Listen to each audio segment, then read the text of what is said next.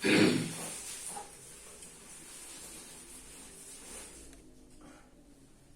udah kok, beres. Oke ya. Jadi kita kembali lagi untuk pembahasan ekonomi syariah ya. Oke. Jadi yang pertama ini yang nge-review lagi bagi teman-teman yang sudah lama, bagi yang baru berarti belajar. Jadi pinjaman itu akarnya adalah qardul hasan atau pinjaman kebaikan. Qardul hasan ini biasanya kita gulirkan di pembiayaan ke-1 nih. Biasanya pembiayaan yang ke-1, dan dari sisi pelakuannya juga tidak besar. Gitu, tidak besar. Apakah boleh untuk pembiayaan kedua? Boleh ketika memang nanti hasil survei yang menentukan. Survei itu berdasarkan ternyata ternyata dia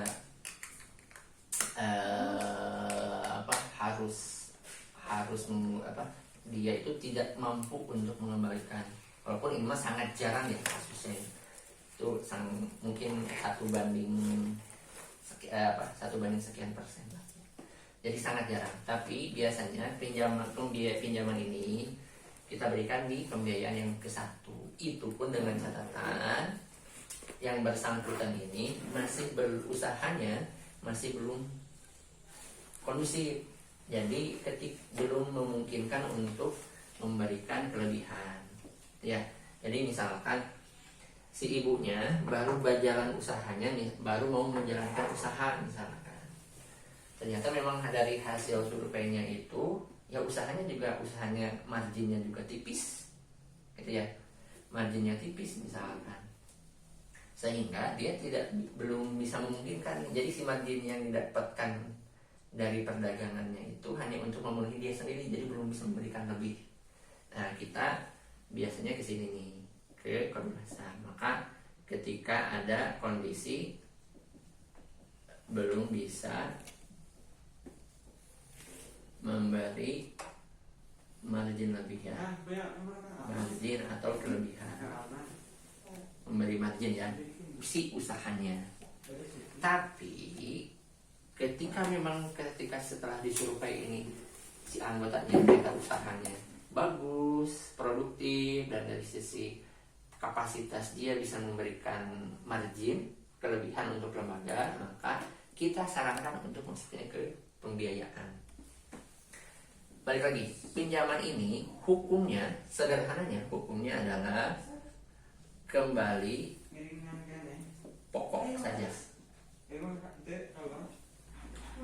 Ketika kembali pokok saja berarti tidak boleh dilebihin. Ya, mau 1.000 mau 2.000 nggak boleh. Ya, nggak boleh. Misalkan kita memberikan syarat misalkan pas pencairan. Ibu nanti akan saya cairkan misalkan 500.000 misalkan. Akarnya pinjaman. Tapi karena saya lapar nih, bisa nggak ibu ngasih dulu ke saya 10.000 buat makan bakso? Ya, itu tuh juga sudah masuknya bunga, itu tuh kelebihan. Karena kan si anggota mah tahunya bahwa saya ngasihnya ke lembaga. Karena pendamping itu adalah perwakilan lembaga. Maka walaupun bahasanya kayak gitu, tetap itu kelebihan. Ada persyaratan, syarat memberikan kelebihan. Maka ini nggak boleh nih. Jadi hukum pinjaman itu adalah hanya kembali pokok saja. Ya, pokok saja. Ini yang pertama. Yang kedua ada namanya biayaan. Pembiayaan itu adalah hukumnya, kalau ini kembali pokok saja, hukumnya adalah hukum sederhana ya, maksudnya istilah sederhananya adalah boleh minta kelebihan.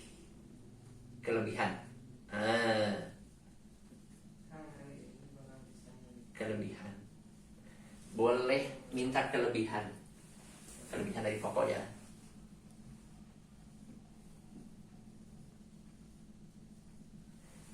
apa sih? Kan kalau bunga itu kan, ya udah Bu, Ibu mau akadnya apapun, mau peruntukannya buat apapun, yang penting mah Ibu bunganya sekian ya. Gitu. Tapi di syariah nggak bisa gitu. Salah satu pembeda antara syariah dan konvensional adalah ketepatan akad, ya, kejelasan akadnya. Maka supaya ini menjadi halal, ya, supaya ini menjadi halal, maka ada yang namanya satu akad murabahah, atau kesebutnya jual beli, atau mungkin istilah nanti di pendamping ada MBA, itu masih singkatan ya. MBA itu bukan by accident ya. Tapi MBA itu masih singkatan aja, kode gitu ya, kode ketika ada pembiayaan namanya murabahah ataupun jual beli. Jual beli berarti sifatnya adalah yang berbentuk peruntukan berbentuk barang. Ya.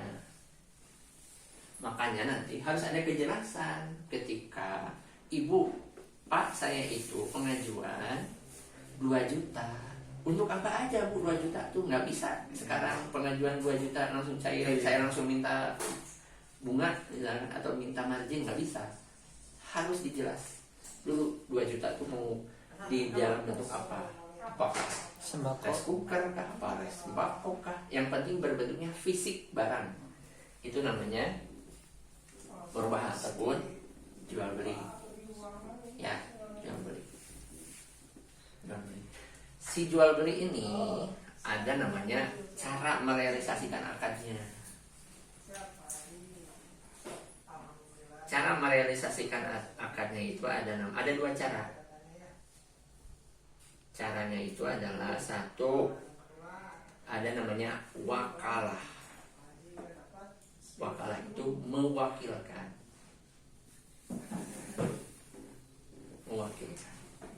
Akad namanya akad wakalah atau mewakilkan. Jadi misalkan 2 juta nih, ternyata itemnya itu mau beli kulkas. Ya, misalkan, Pak, Ibu mau beli apa? Mau beli showcase buat usaha saya, di warung. Ya udah Pak, Bu, karena saya juga belum punya belum bisa memberikan dalam bentuk barang, silakan saja nih saya berikan uangnya. Ya, saya berikan uangnya 2 juta, silahkan Ibu berbelanja. Tapi kalau sudah berbelanja, saya minta notanya. Ngerti ya? Nota itu adalah bukti eksistensi adanya barang. Jadi wajib tuh harus ada notanya. Ya, notanya harus ada. Jadi itu disebutnya mewakilkan. Ketika sudah ada nota, berarti nanti boleh balikan ini ya. Ada nota, baru nanti ada akad. Ya. Nanti kita, kalau akadnya nanti kita sambung.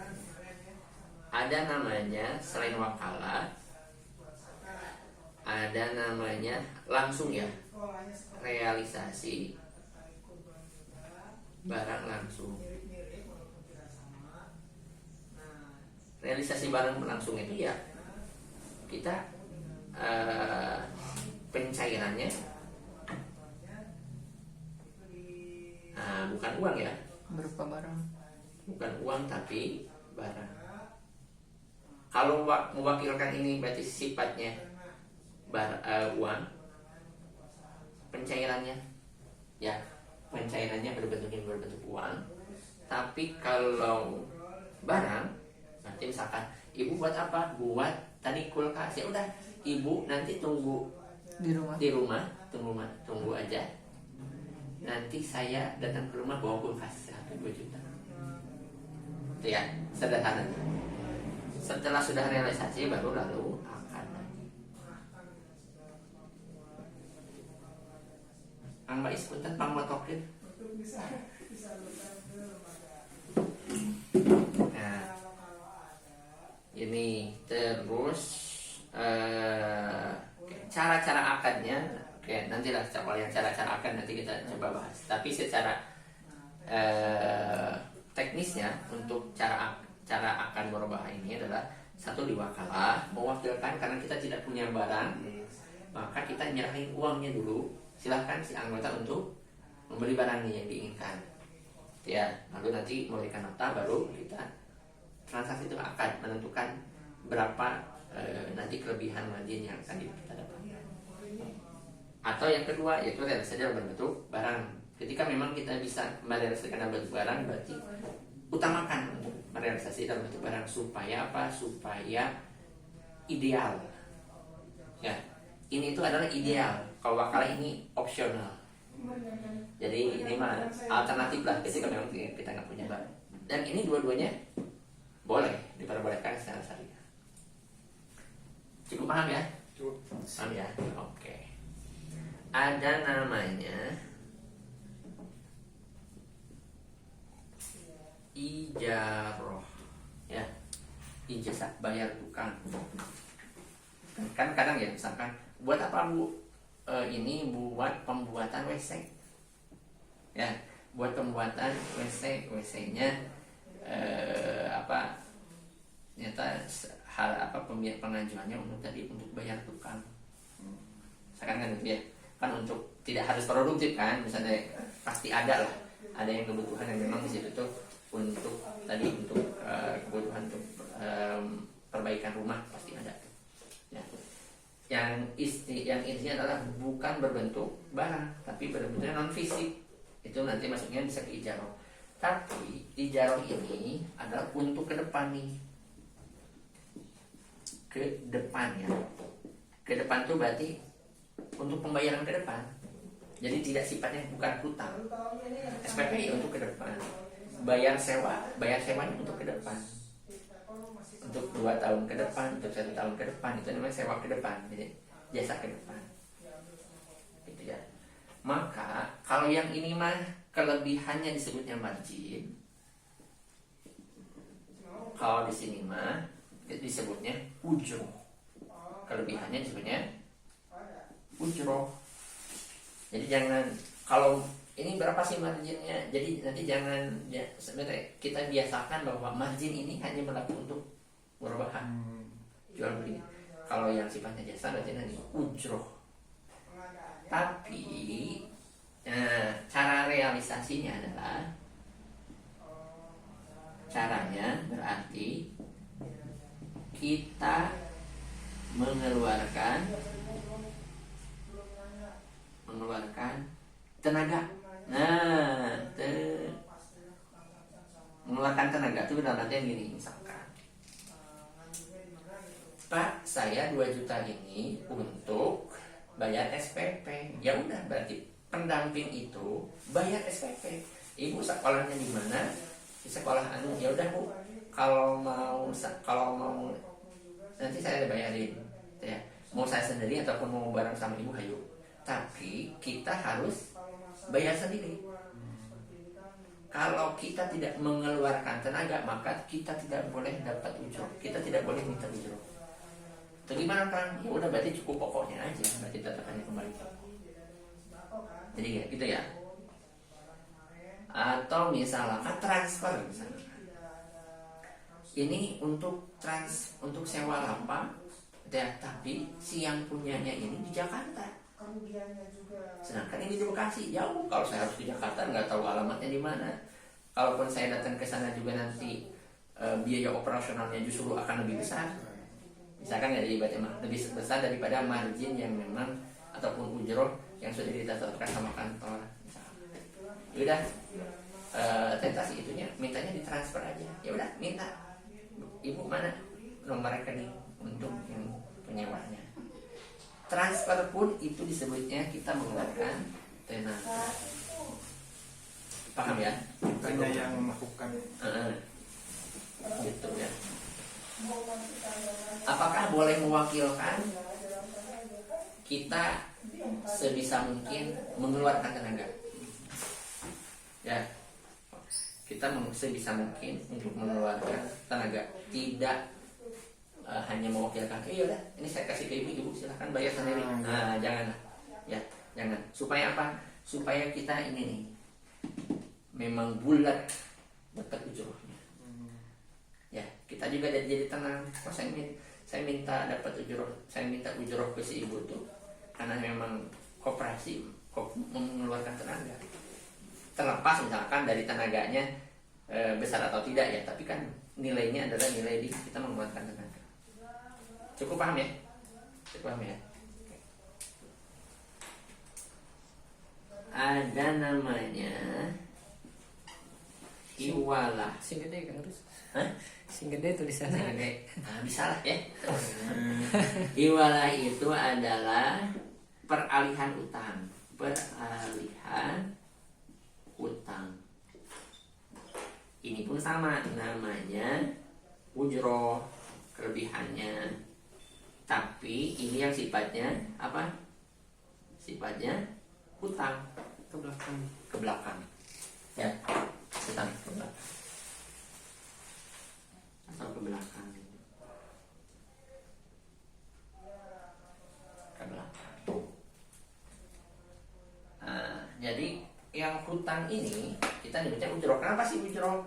Karena kita kan tidak, kalau ini hutang untuk apa? Hutang bekas beli alat masak untuk jualan, itu kan hutang ya, sebutnya hutang.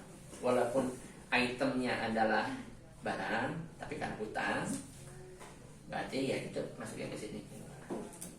Ya. Atau tunggakan SPP, tunggakan sewa lapak, nah itu berarti maksudnya. Jadi pokoknya yang sifatnya hutang itu maksudnya ke ibadah, peralihan hutang. Dan kita namanya juga ujroh. Maka kita pun sama sifatnya, yaitu kita harus mengeluarkan tenaga, bayarin. Ibu, saya hutang ini tadi, hutang gerobak nih kemarin belum lunas, ya belum lunas gerobaknya. Ya udah, gimana Bu, gerobaknya sebelah mana tukangnya? Si Anu, ya udah kita datengin supaya gitu ya. Gimana tukang kalau misalkan ada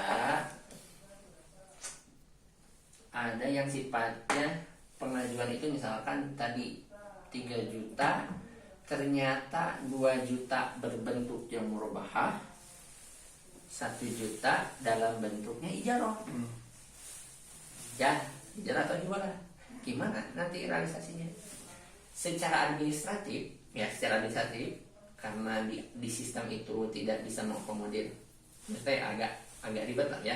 Kita maka secara sistem nanti masuknya ke akad murabahah. Jadi ambil porsi akad yang paling besar secara administratif. Tapi ketika realisasi gunakan sesuai dengan kaidah yang ini. Kalau 2 juta berbentuknya murabahah, ya udah 2 juta berarti caranya apakah diwakalkan atau di realisasi dalam bentuk barang langsung. Yang 1 juta lagi ternyata untuk pembayaran SPP, berarti ya kita bayarkan secara ini. Jadi tetap ketika realisasi diharapkan sesuai dengan kaidah yang ini. Secara administratif memang diambil akad yang paling dominan, tapi secara realisasi kan sesuai kaidah yang ini. Ya, cukup pahami ya. Ada pertanyaan? Ya, kemarin itu saya sempat kaget juga sebenarnya pas ada ibu-ibu pengajuan ke Kang Gali. Tapi tadi sudah terjawab sih. Ternyata itu bisa ya gitu. Bayar SPP gitu.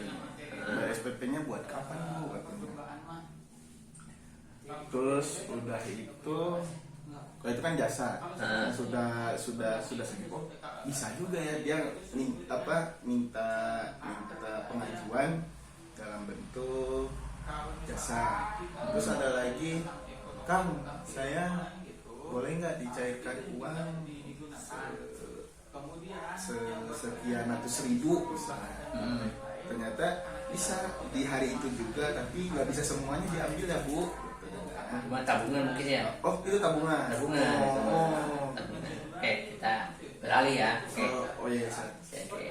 Nah, jadi masalah tadi kan bedakan ya, harus paham antara pinjaman dan pembiayaan. Pembiayaan. Karena tadi kita simpan pinjam dan pembiayaan, gitu ya. Karena ada dua lah itu yang membedakan kita syariah dengan konvensional. Ada namanya tabungan. Tabungan, nah ini masuk ke tabungan. Tabungan itu ada kita menggunakan akad wadiah. Wadiah itu adalah titipan. Titipan ya. Titipan itu berarti hukumnya apa? Kembali utuh. Namanya juga nitip ya. Kita nitip motor mulus ya, harus ketika kita kembaliin juga harus mulus kan gitu ya, jangan sampai cacat dan sebagainya. Maka kembali utuh. Jadi maksudnya gini, biasanya di konvensional itu kan biasanya suka ada pengurangan ya. Anggaplah ke bank BRI aja itu saldo 50.000 itu udah nggak bisa kan? Udah habis juga.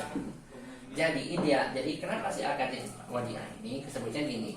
Sekarang saldo kita ada 20.000. Satu tahun ke depan dan selama 1 tahun misalkan kita nggak nabung atau misalkan nggak hadir, misalkan katakanlah sakit, ya ketika kita hadir lagi saldonya harus tetap ada 20.000, nggak boleh ujung-ujung maaf ibu ya hilang ya, nggak boleh gitu ya. Cuman konsekuensinya berarti karena titipan berarti nggak boleh dilebihin dong. Masa kita nitipin motor ternyata sama yang karena titipan tuh ditambahin aksesoris apa kan jadi nggak utuh. Jadi kembali utuh berarti pas segitu-gitunya, tidak ada pengurangan, tidak ada perubahan. Kalaupun ada misalkan ada kelebihan dari lembaga itu mah sifatnya bonus bukan bunga. Kan suka ada ya kalau kita nabung di bank, oh ini saya dapat bunganya sekian gitu. Enggak itu. Kalau itu mah ketika kita ada misalkan kita kebijakan ya udah, misalkan lembaga pengen memberikan bonus nih untuk penabung yang terbaik dengan nominal saldo sekian, nanti kita kasih bonus. Itu kan disebutnya bonus ya. Ya, tapi tidak menjadi sebuah kewajiban. Tabungan ya, wadiah atau titipan. Ya, wadiah atau titipan. Ini kita yang menggunakan. Kita belum menggunakan ini biasanya tabungan ini kan ada dua ya. Ada tabungan sukarela, ada tabungan berencana nih. Kok coba kayak di satu doang ada kemelin. Ya, ada tabungan sukarela, ada berencana. Sukarela mungkin sudah paham ya, bahwa bisa nominal apapun bisa diambil kapanpun itu dalam artian tidak dipatok waktu ya, maksudnya dipatok waktu deh harus sekian bulan, harus sekian tahun kan itu ibaratnya.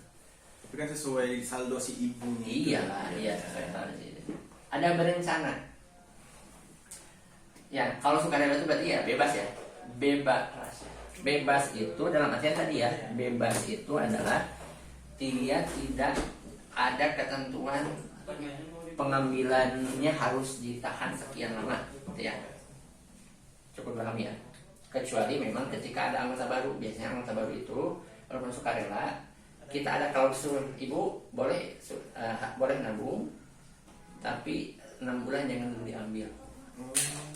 Supaya apa? Supaya nambah lah, supaya besar, gitu. Jangan sedikit-sedikit 30.000 ambil masukin ke, atau udah bu Pak masukin aja ke angsuran, padahal tabungannya segitu-gitunya gitu. Jadi saldonya nggak nambah-nambah gitu. Jadi tujuan kita mengedukasi anggota untuk bisa saving, nabung itu ya mental lah gitu ibaratnya gitu, ya. Jadi intinya membiasakan untuk menabung lah tujuannya. Sukarela berarti ya sederhananya adalah apa? Bebas ya. Bebas mau nominalnya dan sebagainya. Ada berencana. Berencana itu berarti tabungan yang direncanakan nih. Direncanakan. Nah, yang berencana berarti direncanakan. Direncanakan itu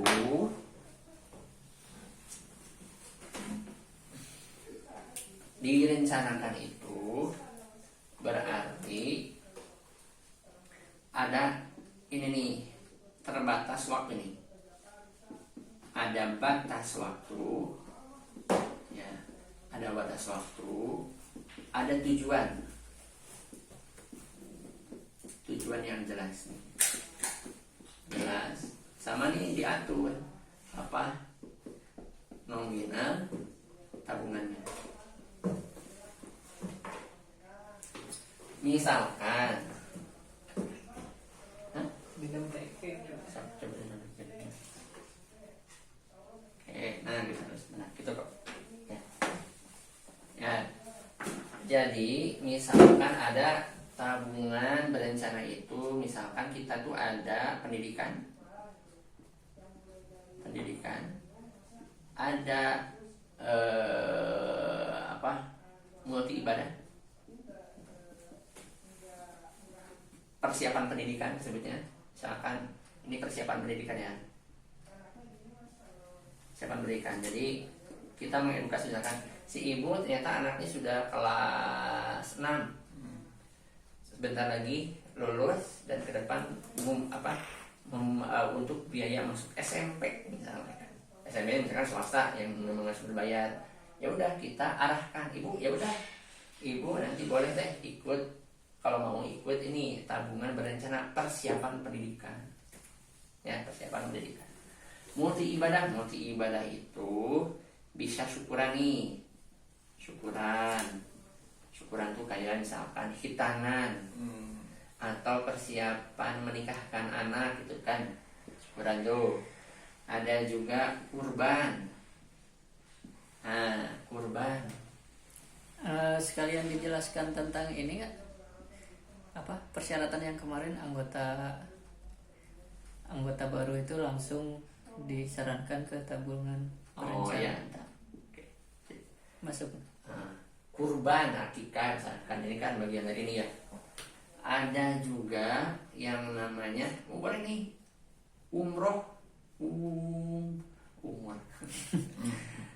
umroh atau haji. Tapi umroh atau haji ini tidak kita yang mengurusi ke KBH, enggak. Kan bisa gitu ya, tabungan umroh itu mereka juga terlibat untuk ngurusin sampai. Jadi kita mah hanya untuk mengakomodir ininya aja, membuat tabungannya aja ya, tabungannya. Tadi syukuran, tadi misalkan pernikahan anak, persiapan buat pernikahan anak ya. Syukuran misalkan tadi hitanan anak kan, itu nanti masuknya ke syukuran. Banyak kurban, akikah misalkan. Kalau yang sekarang yang paling banyak itu di kurban. Karena kalau kurban kan kebayang ya, 1 tahun ke depan, ada yang 2 tahun ke depan. Itu ibaratnya. Umroh, haji ada cuman di kita. Ya, gitu. Nanti kalau ada anggota baru, memang kita fokuskan ini ke sini nih, ke yang berencana. Ya, syukur-syukur di berencana. Gitu. Karena tadi kalau berencana berarti kan ada batas waktu, ada tujuan yang jelas. Walaupun boleh double. Jadi apakah satu anggota boleh mengakses dua-duanya? Boleh. Jadi Kang Eko punya dua jenis tabungan. Ada sukarela, ada berencana, itu boleh. Ya. Kalau misalkan berencana, misalkan contoh sederhananya ini nih, kurban lah.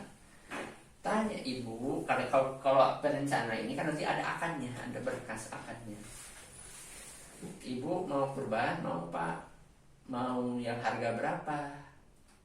Pengen yang harga misalkan 3 juta.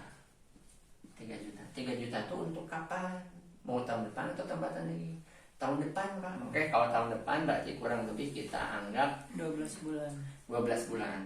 Ya, bagi 12 tuh 12. Atau mungkin idealnya karena kita ke depan. Pekan. Sekarang kan 50 pekan nih sekarang. Iya. Ke depan kita akan rubah menjadi 25 pekan ke depan. Jadi pendampingannya per 2 minggu ke depan. Anggaplah kita baginya 25 nih. Kan berarti 3 juta bagi 25 berapa tuh? Berapa? Berapa tuh? 25 bagi Kalau 50 pekan kan 60.000. 60.000. Berarti 100 tuh. 120.000 ya. 120. Berarti 120.000 per pertemuan ya. Per pertemuan. Ya udah berarti ibu lalu kan ada berkas akadnya. Ibu berakad bahwa ibu akan berniat nabung ya. Nabung berencana untuk peruntukannya untuk kurban di tahun 2025 dengan target 3 juta dan bersedia untuk nabung berencana setiap pertemuannya itu 120.000. Berarti setiap pertemuan Ibu Mimin tuh harus setor bawa uang tuh. Selain setoran itu harus bawa uang untuk nabung berencana 120.000 rutin itu ya, dan tidak boleh diambil sampai nanti kurbannya beres tahun depan. Berarti sampai tahun depan nggak boleh diambil. Biasanya ada lebihannya nggak biasanya itu? Lebihan apa? Nggak. Nggak ada. Berarti kalau 3 juta misalnya Itu mah 3 juta terserah aja. Tetap 3 juta. Tetap 3 juta karena tadi kita akannya akan hadiah Titipan. ya, titipan. Maka ini adalah kenapa yang harus dijelaskan ibu harus bisa komitmen. Karena kalau ibu tidak komitmen, maka cita-cita ibu nggak akan tercapai. Ibu pengennya kurban, ya sekarang berakad dengan kita. Nanti berarti kan sudah masuk niatnya, udah rada kuat. Tapi ternyata ketika pertemuan tuh nggak nyampe wae nih 120, berarti kita mempertanyakan tekad ibu teh buat kurban teh kayak gimana? Si kuat atau lemah kan gitu ya. Jadi walaupun ini mah simulasi ya, apakah ada juga yang Pak saya mau 2 tahun ke depan pengen kurban, ya tinggal pembaginya berarti nanti ditahulah. Si intinya adalah ketika kita mendoktrin si anggota bahwa harus sesuai dengan yang sudah diakadkan supaya tadi cita-citanya terpenuhi. Kalau tidak berkomitmen ya berarti cita-citanya tidak terpenuhi. Dan salah satu tugas pendamping itu memotivasi anggota untuk bisa inilah nabung gitu ya. Ya, itu ya. Cukup dipahami? Cukup. Ya, oke. Lalu ada yang namanya tadi, kenapa sih misalkan di lapangan itu boleh nggak ngambil tabungan? Oke. Boleh kalau dadakan ini 200.000 dadakan ya di OTS nih on the spot ya, on the spot. Misalkan Pak saya mau ngambil tabungan berapa, 200.000. Oke, nah ada ya udah berarti maksimal 200.000. Kalau misalkan lebih dari 200.000 berarti konfirmasi setidak-tidaknya maksimal H-1 Minimal H-1 ya. H-1. H-1 ini ketika lebih dari 200.000 nih. Kenapa harus ada konfirmasi dulu? Supaya nanti uangnya disiapkan dari kantor. Kan kalau dadakan mah berarti setoran nih, misalkan di majelis al-iman misalkan. Semua setoran ibu-ibu itu adanya 1 juta misalkan. Ternyata si ibu A, Pak saya mau ngambil 500.000, si ibu B mau ngambil lagi 300.000, si ibu C ngambil lagi 100.000, si ibu ternyata Habis. dan itu ternyata al-iman tuh majelis pertama. Jadi Kang Eko baru datang setoran, ternyata udah mau diambil lagi itu duit setoran kan gitu. Jadi kan nggak terpenuhi itu. Beda halnya kalau kita ada konfirmasi, berarti kan disiapkan dulu tuh Pak Eko besok saya kalau dampingan saya mau ngambil tabungan ya sekian. Oke Bu, nanti saya catat ya. Nanti kita siap. supaya tadi meminimalisir minus di dampingan gitu, karena banyak kejadian tuh pulang nggak bawa uang. Nah, ujung-ujungnya apa? Lo emang pendampingnya banyak duit gitu. Sanarangin dulu kan gitu ibaratnya. Tapi Jangan sampai. jangan sampai lah ya, jangan sampai. Sebisa mungkin tidak sampai menggunakan uang pribadi. Maksudnya nalangin, jangan sampai ya. Jadi intinya adalah kenapa boleh kalau dadakan boleh maksimal 100.000, walaupun itu juga nanti disesuaikan ya. Ternyata 100.000, 1 juta angsuran setorannya, tapi ternyata yang ngambilnya 6 orang, masing-masing 200.000, ya tetap oke kan jadi baca. Jadi tetap diatur. Jadi maksudnya ini mah klausul umum, tapi nanti tetap ada kondisi tertentu lah ya. Intinya nanti diatur. Cukup dipahami ya, dipahami ya. Oke. Ada lagi? Nah ini ya, oke. Ada yang namanya tanggung renteng. Alah nge-like deh. Langsung live ke YouTube. Oke. Memoriin ada. Iya. Sudah tenan tadi langsung ke live YouTube ya. Bisa tuh. Kamu pernah setengah jam.